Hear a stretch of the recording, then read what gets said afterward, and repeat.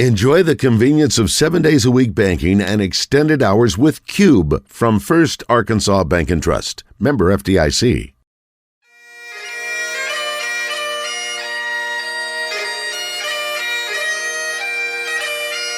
It's time for From the Short Grass with Trey Schaap, a golf podcast for those who love golf, struggle with golf, and just like to enjoy the outdoors and fellowship with friends, all while chasing a ball around trying to put it in a 4 1/4 inch diameter hole.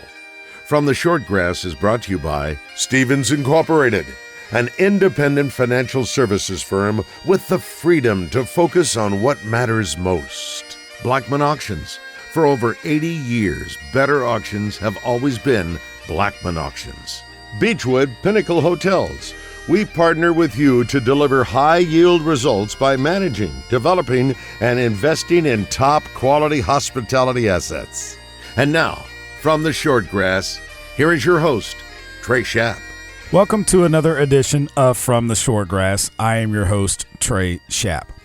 The United States team victorious in the President's Cup, 17.5 to 12.5 for the international team. The President's Cup was normally played in odd-numbered years, but because of the pandemic in 2020, that forced the Ryder Cup to be pushed back a year to 2021, which in turn pushed the President's Cup back as well. So now the President's Cup will be played in even-numbered years, while the Ryder Cup is played in odd-numbered years. This year, it was held at Quail Hollow Club in Charlotte, North Carolina. It was the first time for Charlotte to roll out the red carpet for the President's Cup. Now, Quail Hollow is no stranger to hosting PGA Tour events, but it's the first time that it held an event of this magnitude. The United States team was led by Jordan Spieth, who went 5-0, played in every match, every day, and won every time he went out. It's also the first time that he's won a singles match, and he did that on Sunday in a win over Cam Davis 4-3. We will get to the single match results in a second. But first, let's start off with round one, foursomes play. Now, if you're wondering about foursomes, that is alternate shot. That was played on Thursday, and the United States won that session 4-1. So a nice lead for the United States team going into Friday's round of 4-ball. In Friday's round, the United States team was able to win 3 of the 5 matches while having the other 2. So after Friday, the United States lead was 8-2. Then on Saturday morning, you had another round of foursomes, which was basically split 2-2. And so that put the United States up 10-4. In the afternoon, the international team came back hot in the 4-ball matches that afternoon. They won 3 of the 4 matches and cut the United States lead down to 4. 11-7 was the U.S. lead heading into the singles matches. Siwoo Kim would defeat Justin Thomas 1-up in the first match out for the international team to tally a point. Then came Jordan Spieth, winning 4-3, the largest margin of victory in the singles matches. Jordan Spieth beat Cam Davis 4-3. Sam Burns and Hideki Matsuyama tied. Patrick Cantlay defeated Adam Scott 3-2. Sebastian Munoz put another point on the international side with a 2-1 victory over world number 1 Scottie Scheffler. Tony Finau defeated Taylor Pendrith 3-1. Xander Schauffele defeated Corey Connors 1-up. Sungjae Im put another point on the international board by defeating Cameron Young 1-up, followed by K.H. Lee, who won 3-1 over Billy Horschel for the international team. Max Homa defeated Tom Kim 1-up. Colin Morikawa defeated Mito Pereira 3-2. And Kevin Kisner lost to Christian Bezuidenhout 2-1. Aside from Jordan Spieth going 5-0, the United States was able to secure the cup with Xander Schauffele's one-up victory over Corey Connors. So Xander Schauffele was the United States player that had the honor of keeping the cup for the United States, if you will, with his win over Corey Connors that provided the needed margin. United States ends up winning 17.5 to 12.5 over the international team. It was an international team that was not favored. The United States team was a much more dominant team when it was put out on paper. But that didn't stop Captain Trevor Immelman of the international team and his players from putting up one heck of a fight. Here is international team captain Trevor Immelman after the matches concluded. Well, I'm extremely proud to be sitting up here with these 16 other warriors.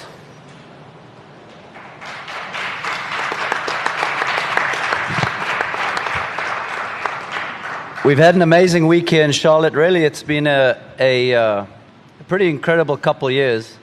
You consider when I was made captain, there was no such thing as a pandemic. There were a few other things that weren't around as well.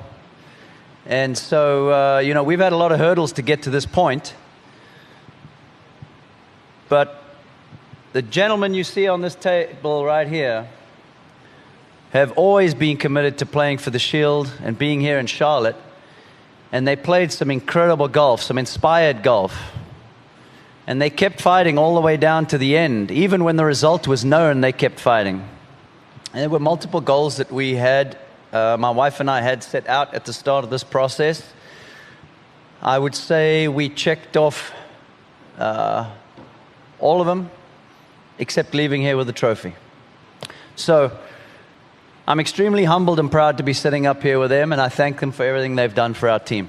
Adam Scott, who was one of the veterans of the international team, a team that, yes, was a major underdog in this event, but forced the United States to actually play and show them that, hey, you have to come out and play or you might be able to be beaten. Adam Scott, after the matches on that. Absolutely. This team's got plenty of heart, and that's thanks to everything Trevor's put in the last couple of years.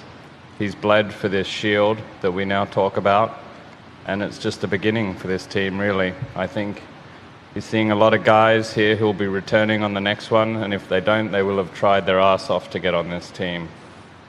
And the week when they put it together and they've got the heart, I think the US team's really going to be up for a hell of a fight. If they didn't recognize that, then yesterday they found out, because yesterday afternoon we came in strong, and there was some world-class golf from Cam and Tom and many others up here, and that was these guys' opportunity to show the world how good they are, and they'll be doing it again in a couple of years. Adam Scott, who no doubt will probably be a captain of the international team here in the near future, was also asked about leaving Quail Hollow and the feeling that he left Melbourne with several years ago when they were not able to win the Cup. He still feels like their time is coming. If you don't win, and that's what we came here to do, there's that disappointment. And I guess the disappointment can differ slightly. We were up against it. We put ourselves in a hole here this week. In Melbourne, we were much more in control. And it still hurts not to win. I think the big difference I've felt the last couple of years is what's going on in our team room, what's going on between the captains and the players, the caddies, everybody involved on our team. I think good things are really starting to happen in that environment. And once some of these players who sit here for the first time or the second time start playing a few more, and teams, that bond forms over years, I think we're not going to leave here disappointed. A cup is coming our way soon. The next chance for the international team to try and win the cup will be in 2024. The Royal Montreal Golf Club in Quebec, Canada will be the host of that President's Cup. It's the second time that the President's Cup will be staged at the Royal Montreal Golf Club. It is the oldest golf club in North America. The last time it was there, 2007, the United States team, captained by Jack Nicklaus, defeated Gary Player and the international team 19.5 to 14.5. The points in the format was a little different back then than it is now. Mike Weir will probably be the captain of the international team in 2024. He was asked would he like to see a decision made whether or not live golfers will be able to compete in the President's Cup by the time that he is announced as the next captain of the international squad before the 2024 matches in Montreal, so that he can have a better feel of how his team will look. You know, I don't think there's anything we can do about that specific question. I think we have a great core here, and we'll be discussing ways to continue to make our team better, to continue to evolve. As Adam said, Trev did an amazing job this week. We'll continue to build on it. We're very cohesive, and there's not one captain. We're all, Trev is the captain this year for sure, and the leader of this team, but we're a big unit, and we'll brainstorm together how to make this even better. After 2024 at Royal Montreal Golf Club in Quebec, Canada, the 2026 President's Cup will be held in Chicago, Illinois at Medina Country Club. Adam Scott looks to be the captain of the international team in 2028. When the event returns to Australia, the 2030 event will be back in the United States at Belle Reve Country Club in St. Louis, Missouri. We're going to take a quick break here on From the Short Grass, but when we come back, we are going to hear from the victorious United States team and Captain Davis Love III. Before we do that, though, I want to tell you about one of our great sponsors, Blackman Auctions. Find them on the web at blackmanauctions.com. Since 1938, better auctions have always been Blackman Auctions. Thomas Blackman, they get the job done.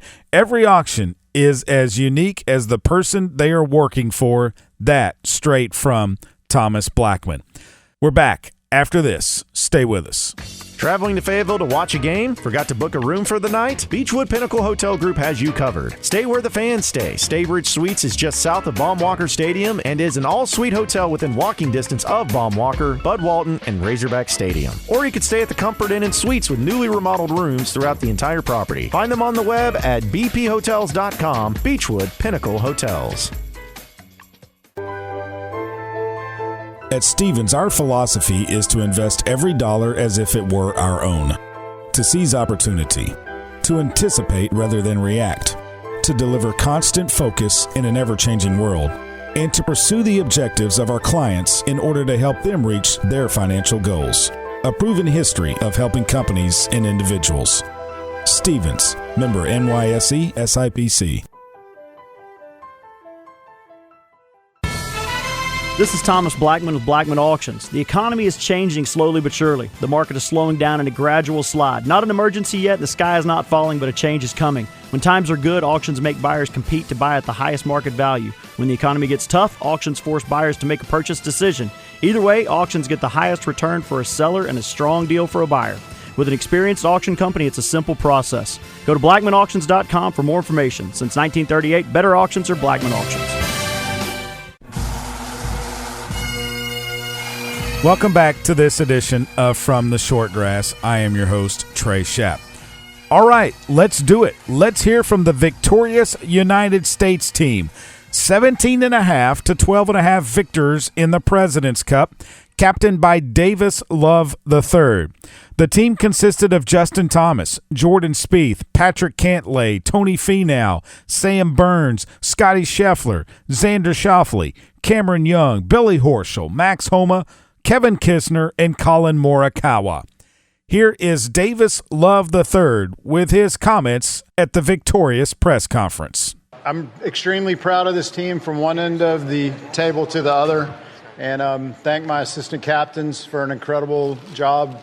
A lot of us have been at it for a long time, and This has been one of the most fun, one of the most together, supportive teams. They did everything we asked them to do and more, and they were unbelievably prepared coming in here.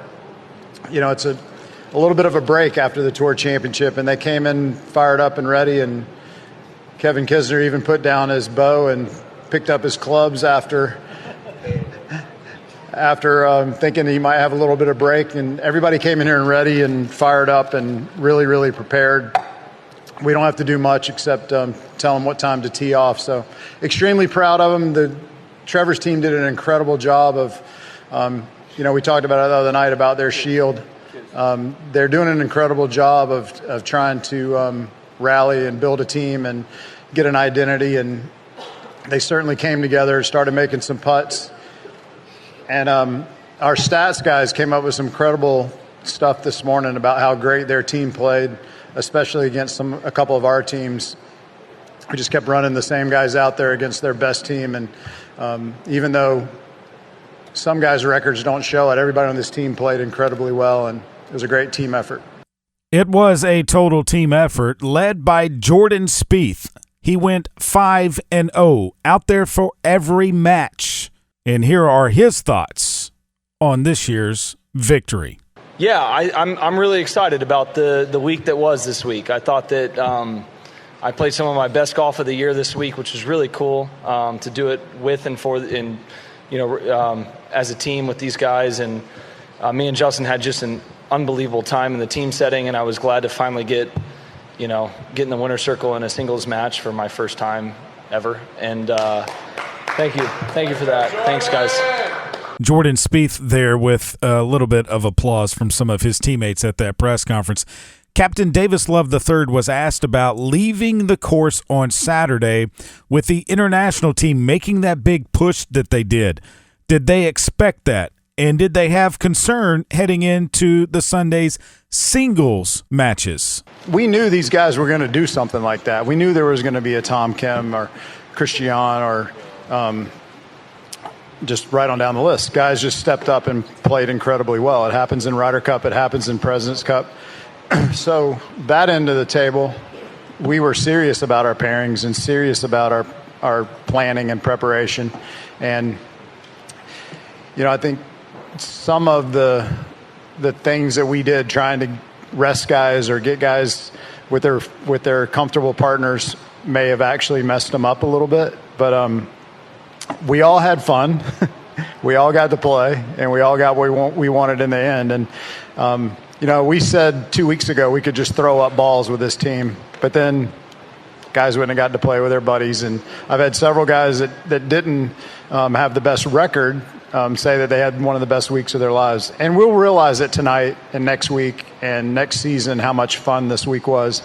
And I've been a part of, unfortunately, a lot of losing teams, and it's great to be around a group of 20 guys like this. And we just had a goal to win and defend the cup. And obviously here in Charlotte, it was the biggest one ever. So there's a lot of different reasons to have pressure, but being the big favorite carries a little bit of weight. I'm glad they ignored it and just played great. Playing great they did. Xander Schauffele had the honor of clinching the cup for the United States team with his one-up victory over Corey Connors. Here was Xander's reaction to that moment. Yeah, I mean, just luck of the draw. You know what I mean? I saw Colin was Colin was 3 up, 4 up. I mean, we just wanted to get it done, and it's always hard to win, and it's not about me. Everyone else got their points up on the board. It was close. It was stressful. Yeah, and what you saw there was a big sigh of relief. So after the 17.5 to 12.5 victory, who's going to party the most? Well, I think that's reserved for Kevin Kisner. Now, just to put this in perspective, every player on the team, including the captain and assistant captains, are up at the podium at the same time. One big, long table. All the microphones are open. So you can hear a little bit of ribbing back and forth. But Kevin Kisner had this to say in the end. Nothing that any of these can do that can hang with me tonight. I promise you. I have never seen a better display of golfers and a worse display of partiers. And I am the best partier on this board. Amen. That's why they picked me. I got half a point, but I brought the fun. Points. Congratulations to the entire United States team, captained by Davis Love III. And now it's Ryder Cup time. Get ready for the Ryder Cup next year in Europe. The LPGA Tour made a stop in Rogers, Arkansas at Pinnacle Country Club. The Walmart Northwest Arkansas Championship, presented by P&G, went into a playoff. Ataya Thitikul defeated Daniel King in that playoff. Thitikul with a course-tying record 61 in her second round. She shoots 67, 61, 68 for a total of 196. That is 17 under par. She pockets $345,000 with the playoff victory over Daniel King. King, 67, 65, 64, finishes at 196 minus 17, but lost in the playoff to Thitikul. Chela Choi finished third, 69, 63, 65 to round out the top three. There was also ladies professional golf in the southern part of the state. It was the Murphy USA El Dorado Shootout held at Mystic Creek Golf Club in El Dorado. Brittany Yada wins. She shoots 69, 71, 65, a 205, 11 under par. She pockets $33,750. Bailey Tardy finished second with a 65, 71, 71, 207 total. That is minus 9. Kristen Gilman, 70, 68, 71, a 209 for minus 7. And Jiwan Joan, 69, 67, 73, a 209 minus 7. They both tied for third. Speaking of El Dorado, Beechwood Pinnacle Hotels, one of the great properties they manage in El Dorado, the Haywood.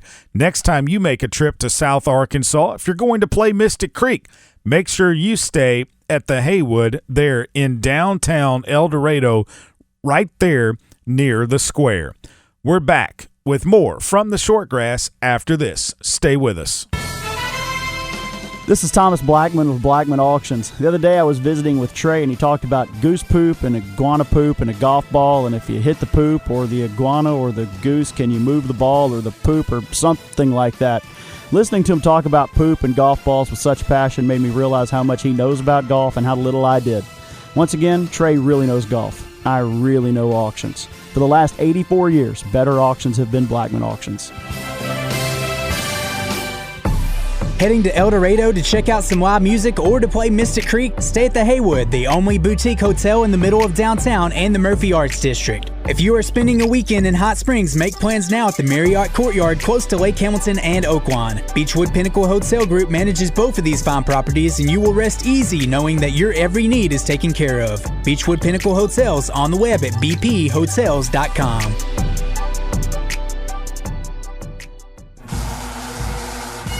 Welcome back to this edition of From the Shortgrass. I am Trey Schaap. Well, we haven't had him on for a couple of weeks, and that's because some of our interviews have just been that good and have taken up most of the time. But today, he is back. Adam Carney, our PGA Master Professional with an emphasis in the rules of golf, is on the tee. Adam, this comes in from Kelly in Benton. First, love the podcast. Appreciate that, Kelly. But the question is, what can and can't a caddy do for his player or her player? Yeah, great question. A caddy, player is always going to be responsible for the actions of a caddy, and that's the key thing to remember. So any breach of the rules by a caddy, the player is going to suffer that. Good example, I remember several years ago, first hole at Royal Lytham and St. Anne's, Ian Woosnam played the first hole, which happens to be a par 3. I know where you're going here. Yeah, 15 clubs. He had 15 clubs in his bag, and he'd been trying out 2 drivers at the practice facility before he got out there. Made a decision. Caddy did not remove the driver.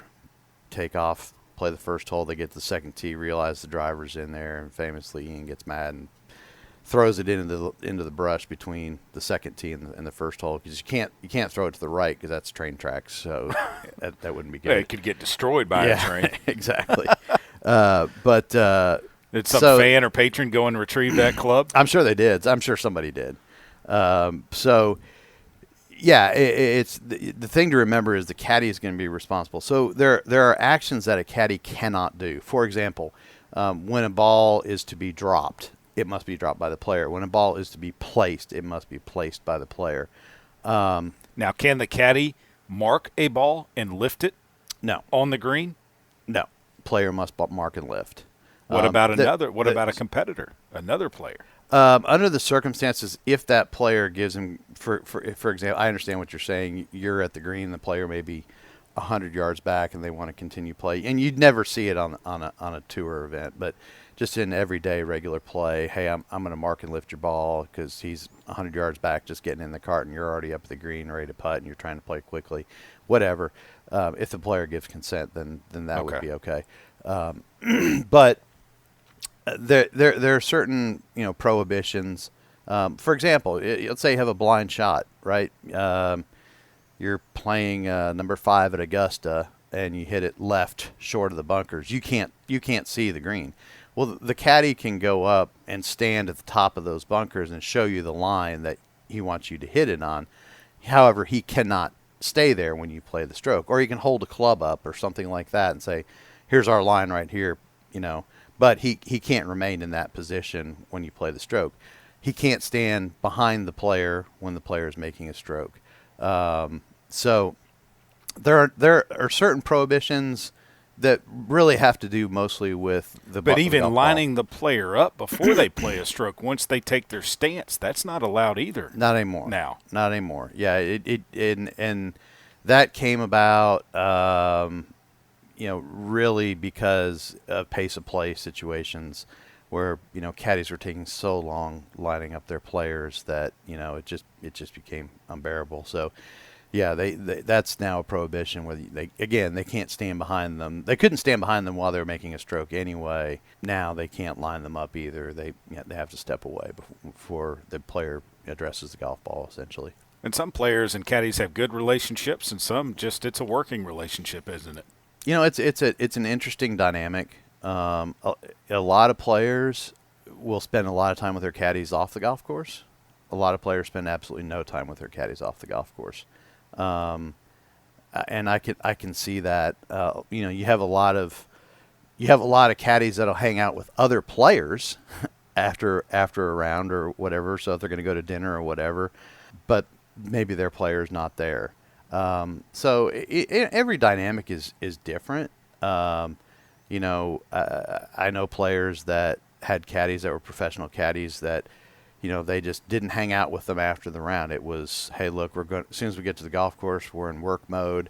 And then when work mode's over, it's just like you and I, when we go home from work, we don't want to be hanging around our boss the rest of the day. But you have other caddies where, this guy's, got his best friend from college or whatever. And, Rory's probably a great example. His caddy's been his best friend, I think since childhood. So I don't know what their habits are outside of a round of golf, but, I would tell you that when they're on the road, they probably have dinner together every night. They probably spend time together because they've been friends for a long time. That's maybe different than somebody that's just made it on tour and is hired somebody that's been caddying for 15 years on tour. Kelly, thanks for the question. Appreciate it. And thanks for listening to the podcast. If you've got a question on the rules of golf, send us an email from theshortgrass@gmail.com, and we will get it answered. That will do it for this edition of From the Short Grass. Before I leave you, I would like to congratulate the Arkansas State Golf Association Players of the Year. A.K. Nichols, Junior Girls Player of the Year. Jacob Knowlton, Junior Boys Player of the Year. Mimi Evans, Women's Master Player of the Year. Lulong Radler, Women's Super Senior Player of the Year. Kim Robinson, Women's Senior Player of the Year. Laura McKinney, Women's Mid-Amateur Player of the Year. Nora Phillips, Women's Amateur Player of the Year. Bill Rentz, Men's Master Player of the Year. Bob Brooks, Men's Super Senior Player of the Year. Craig Hall, Men's Senior Player of the Year. Kyle Thompson, Men's Mid-Amateur Player of the Year. And Tyler Reynolds, your Men's Player of the Year. Remember, when you find a ball mark on the green, fix it and a couple of more. And I hope to see you sometime soon from the short grass. You've been listening to From the Short Grass, a weekly podcast dedicated to the game of golf. This has been a presentation of the Buzz Radio Network.